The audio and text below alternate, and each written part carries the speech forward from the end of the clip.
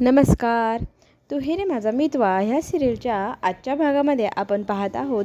इथे अर्णव स्वतःच्या बहिणीसाठी छान प्रकारे भाकरी आणि भरीत बनवण्यासाठी अंगणामध्ये चूल मांडून तिथे स्वयंपाक करायला बसलेला असतो. त्याची मदत करण्यासाठी ईश्वरीही आलेली असते. ईश्वरीची युक्ती असते ही की आपण सगळेजण मिळून छान प्रकारे गावरान पद्धतीने चुलीवरती स्वयंपाक करूया आणि मग तो सगळेजण मिळून एन्जॉय करत जेवण करूया. आणि ठरल्याप्रमाणे अर्णवने स्वतः बनवायचं ठरवले असल्यामुळे तो एकटाच सगळं बनवणार म्हणत असतो. तर तो चूल पेटवण्याचा प्रयत्न करत असतो. त्याला काही ती जमेना. ईश्वरी मग फुंकर मारून ती चूल पेटवण्याचा प्रयत्न करू लागते. तर सगळा धूर धूर केलेला असतो तिने. अर्णव तिला म्हणू लागतो, तुला खरंच ह्या गोष्टीत जर माहिती नसेल ना, तू ना सगळा रायता फैलवून ठेवला आहे, तर तू इथे करू नको. तुला माहिती नसेल चूल कशी पेटवायची, तर किती धूर केला आहे आणि तुला येतच नाही. जाऊ दे, मी ना फोनवरती सर्च करतो चुलीला कसं पेटवायचं. आणि ईश्वरी म्हणू लागते की जगातला पहिला माणूस असेल चूल कशी पेटवायची हे तू सोशल मीडियावरती पाहून तसं व्हिडिओ बघून करतोय. आणि ते व्हिडिओ बघून मग त्याने छान प्रकारे इथे चूल पेटवलेली असते. पण ते करत असताना त्याच्या हाताला भाजतं. मग त्या भाजलेल्या ठिकाणी आपली ईश्वरी फुंकर मारू लागते आणि एक कटाक्ष त्याच्याकडे पाहत असते. दोघंही एकमेकांकडे पाहत असताना अर्णव भानावर येतो आणि चूल पेटवण्याचा पुन्हा प्रयत्न करू लागतो. चूल पेटवली व्यवस्थित तर ईश्वरी त्याला म्हणू लागते की धनी, व्यवस्थित ना चूल पेटल्यानंतर आपण याच्यावरती वांगी भाजूया. आधी वांगी भाजली की मी भाकरी बनवूया. तर आता इथे इंग्लिश स्टाईलमध्ये इथे तारेला ते वांगी खोचून ते चुलीमध्ये ठेवण्याचा प्रयत्न अर्णव करत असतो. तर इथे आपल्या नवऱ्याला म्हणजे धनीला सांगू लागते कारभारीन, अहो ह्या टाईपचे नसतात भाजायचे, हे वांगी असतात ना अशी चुलीमध्ये ठेवून द्यायचे असतात आणि मग तिथेच ती भाजली जातात. त्या पद्धतीने ती भाजू लागते. तर तो म्हणतो, मला ना माझ्या ताईसाठी स्वतःच सगळं करायचे, तर तू मध्ये मध्ये करू नको, मला माझ्या पद्धतीने सगळं करू दे. गप्प बसणार नसेल तर तू गेली तरी चालेल. मग ती आता शांत बसलेली असते. अर्णव त्याच्या पद्धतीने सगळं काही करू लागतो. पाणी घेतो, पीठ घेतो आणि मग त्याची भाकरी मळण्यासाठी ते पीठ मळू लागतो. इकडे त्याचे प्रयत्न उत्तम चालू असतात. आता ईश्वरी त्याला मदत करण्यासाठी तोंड बंद करून बसलेली असते. अंजली बघते की हॉलमध्ये एवढी लगबग चालू आहे, तर हे सगळं काय चाललं आहे. तर इथे ना आकाश सांगू लागतो की ईश्वरीने आज ठरवलं आहे आपण सगळ्यांनी ना चुलीवरची भाकरी आणि भरीत खायचं आणि आपण मग सतरंजी अंथरून हॉलमध्ये त्या पद्धतीने इंडियन पद्धतीने छान प्रकारे गावरान जेवण जेवूया. खूप छान बेत आहे तिचा, आम्हाला सगळ्यांना खूप आवडलं आहे, असं कौतुकही आकाश करत असतो. खरं तर अंजलीला वाईट वाटतं. माझ्यासाठी माझ्या भावाने मिसळ बनवली म्हणून मुद्दाम ह्या बाईने स्वतःसाठी त्याला वांग्याचं भरीत आणि भाकरी बनवायला सांगितलेली दिसते. खरं तर हा प्लॅन अर्णवचा होता त्याच्या ताईसाठी. पण इथे आता अंजलीने गैरसमज करून घेतलेला आहे की ईश्वरी माझ्यावरती जळते आणि स्वतःच्या नवऱ्याला स्वतःपुढे आता नाचवत आहे. म्हणूनच तिने हा प्लॅन केला आहे. नवऱ्याच्या हातून भाकरी आणि भरीत बनवून घेते. ही गोष्ट काही तिला आवडेना. इथे ना सगळेजण कौतुक करत असतात, हा सगळा स्वयंपाक अर्णवने बनवला आहे.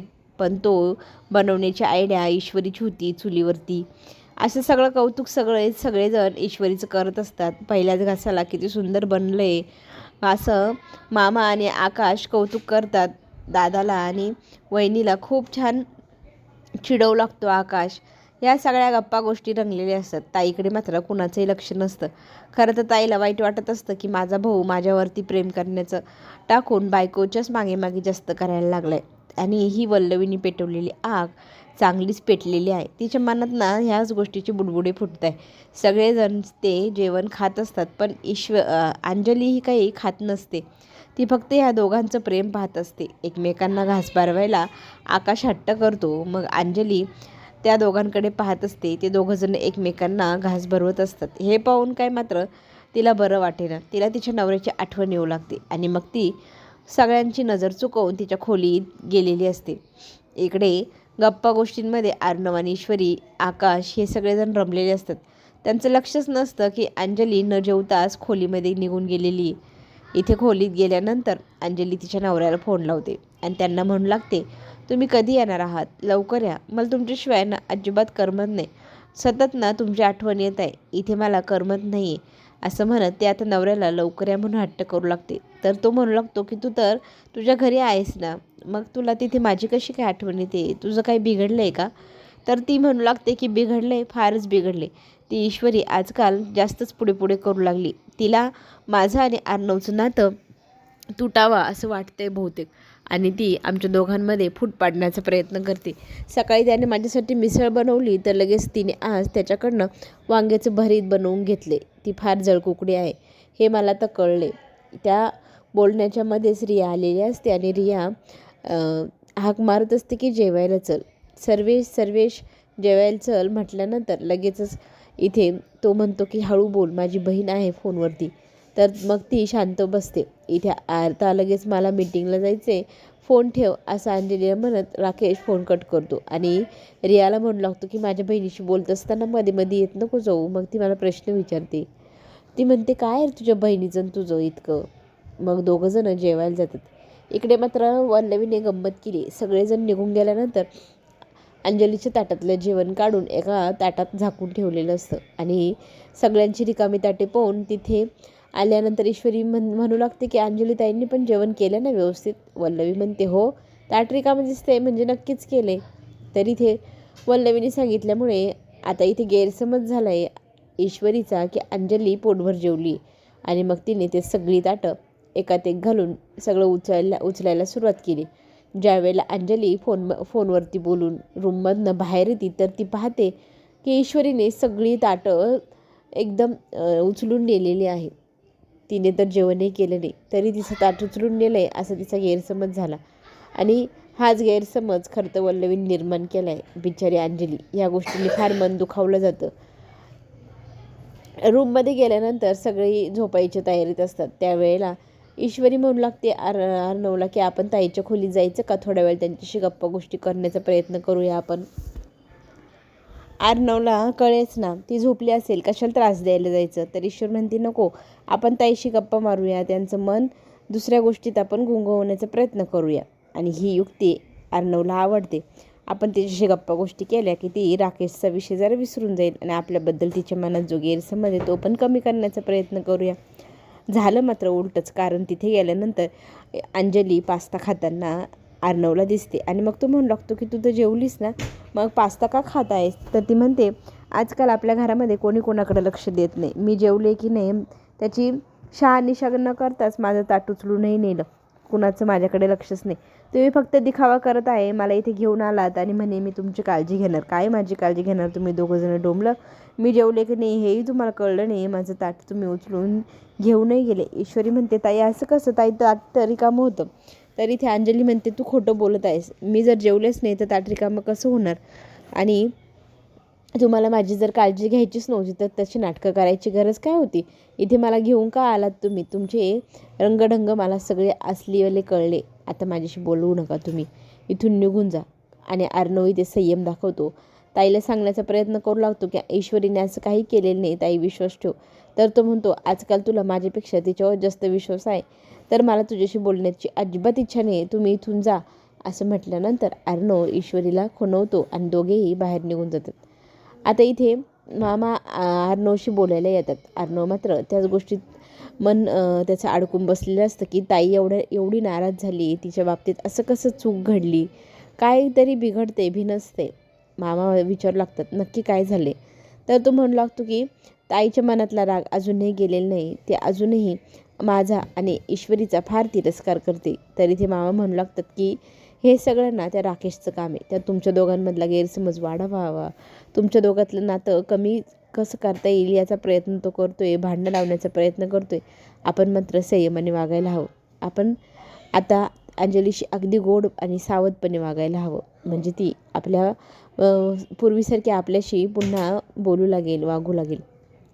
दुसऱ्या दिवशी सकाळी वल्लवीची चिडचिड चालू असते की अनिता आली नाही, मला अजून नाश्ता चहा काहीच मिळालेलं नाही. तर इथे मामा म्हणू लागतात की मग तू बनव ना. तर ती म्हणते मी का बनवू, तुम्ही तुमच्या इंदोरी सुनबाईला सांगा ना, तिच्या हातचं तर तुम्हाला सगळंच गोड लागतं, छान लागतं. जे आवडत नाही तेही तुम्ही चांगला ताव मारून खातात ना. तर इथे मामा लगेच म्हणतात, मला ना सकाळी सकाळी तुझी कटकट ऐकायची नाही. जातो मी ईश्वरीला सांगतो माझ्यासाठी इंदोरी पोहे बनवायला आणि मस्त ताव मारतो, असं म्हणत मामा खोलीतून निघून बाहेर जातात. इथे अर्णव तयारी करत असतो मीटिंगची. शिर्के तिथे येतात. त्यांना तो विचारतो की ताईला कळवलं का? तर तो म्हणतो कळवलं आहे, पण त्या मीटिंगला येणार की नाही त्यांनी अजून कन्फर्म केलेलं नाही, असं सांगून तो निघून जातो.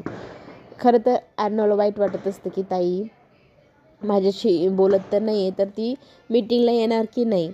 ती जर आली नाही तर खरं तर तिची तब्येत पण बरी नाही, ती आली नाही तरी चालेल असं अर्णवचं म्हणणं असतं. तर ईश्वरी म्हणते डोंट वरी, मी ताईंना जाऊन सांगते की तुम्ही आराम करा, मीटिंगची जास्त टेन्शन घेऊ नका.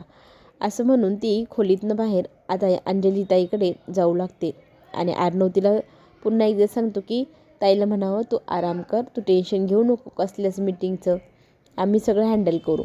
तर ती म्हणते हो, तुमचा निरोप मी देते, असं म्हणत ती अंजलीच्या खोलीत जाऊ लागते. तर अंजली ऑलरेडी मीटिंगची तयारी करत होती. तर इथे ईश्वरी तिच्यासाठी थोडीशी बिस्किट आणि गरमागरम चाय घेऊन जाते. चहा पी ताईला म्हणून ती सांगू लागते की बिस्किट आणि चहा खातो मी थोडंसं.